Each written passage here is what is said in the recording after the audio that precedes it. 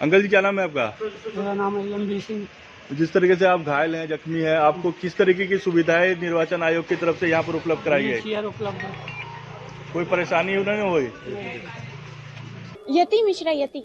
अच्छा, आज आपने वोट दिया है क्या? पहली बार वोट किया आपने? हाँ, मैंने पहली बार ही वोट किया है और उसे वोट किया है जो ग्राउंड लेवल पे जनता की समस्या का समाधान करे।